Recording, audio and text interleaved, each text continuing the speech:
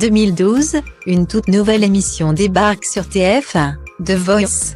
Un nouveau programme de télé-crochet musical qui dénote totalement avec les autres.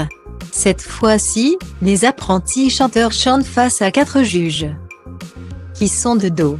Seule la voix compte. S'ils sont séduits par ce qu'ils entendent, ils appuient sur le buzzer et se retournent pour les convaincre de rejoindre leur équipe.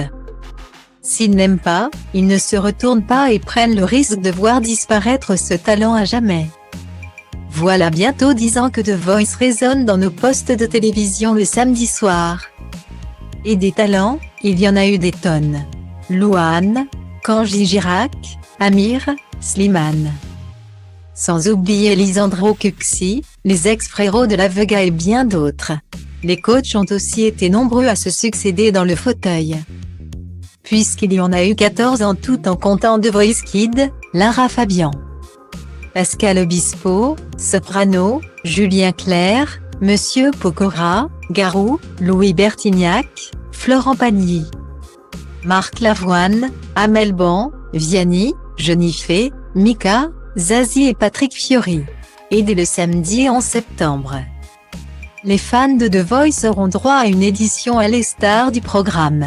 Pour l'occasion, des anciens talents emblématiques vont revenir tenter leur chance face au jury, composé de Florent Pagny, Jennifer, Mika, Zazie et Patrick Fiori. Avec 5 saisons de The Voice à son actif et 7 de The Voice Kids, Jennifer est la coach qui a le plus siégé dans le célèbre fauteuil rouge.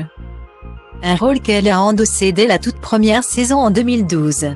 Pourtant, l'interprète des mots qui résonnent était loin de se sentir légitime lorsqu'elle a débarqué face à Garou, Florent Pagny et Louis Bertignac. Un syndrome de l'imposteur qu'elle a évoqué auprès de nos confrères de Télé Loisirs. Contrairement à cette édition All-Star, j'avais longtemps réfléchi avant d'accepter lors de la première saison. Je n'étais pas très à l'aise. J'avais peur. Au début je me disais il faut que je prépare ça à dire, que je justifie un non-retournement pour un talent, c'était compliqué pour moi, a révélé Jennifer.